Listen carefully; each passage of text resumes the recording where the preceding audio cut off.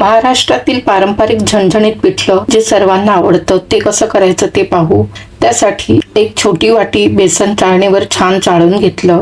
आता त्याच वाटीने थोडं थोडं पाणी घालून बेसन मिक्स करायचं। पूर्ण वाटी पाणी घालून मिश्रण चांगलं तयार केलं। आता यात अजून एक वाटी पाणी घालून मिक्स करून झाकण लावून मिश्रण बाजूला ठेवायचं।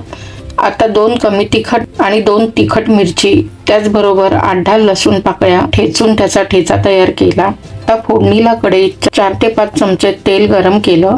त्यात 1 लहान चमचा मोहरीची फोडणी केली। मोहरी तडतडली की अर्धा लहान चमचा जिरं परतवलं। नंतर कढीपत्ता परतवला।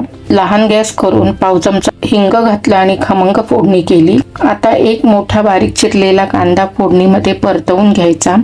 कांदा सोनेरी रंगावर परतवून घेतल्यावर नंतर त्यात ठेचलेला ठेचा छान परतून घेतला। सर्व छान परतल्यावर अर्धा चमचा हळद परतवली।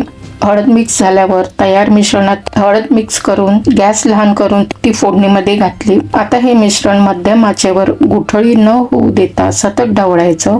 मिश्रण आटलं की 1 ग्लास उकळतं पाणी घालून मिश्रण छान मिक्स करायचं आणि 10 ते 12 मिनिट मध्यम आचेवर शिजवायचं। नंतर त्यात चवीनुसार मीठ घालायचं आणि पुन्हा 1 ग्लास गरम पाणी घालून मिश्रण ढवळून झाकण लावून मध्यम आचेवर शिजायला ठेवायचं। असं अधूनमधून 1-2 वेळा मिश्रण परतून झाकण लावून शिजून घ्यायचं। 10 ते 12 मिनिटात मिश्रण घट्ट झालं की भरपूर सारी कोथिंबीर पेरायची। आता हे बेसन पिठलं तयार झालंय। तर पिठल्याबरोबर भाकरीसाठी 1 वाटी ज्वारीचं पीठ घेतलं आहे। त्यात चवीनुसार मीठ घालायचं आणि थोडं थोडं कोमट पाणी घेऊन पीठ छान मळून घ्यायचं।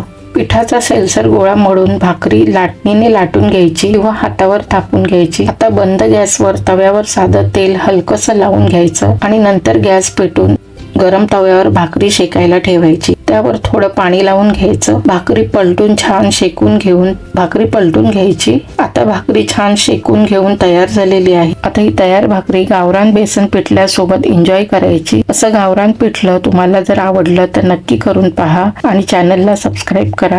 धन्यवाद।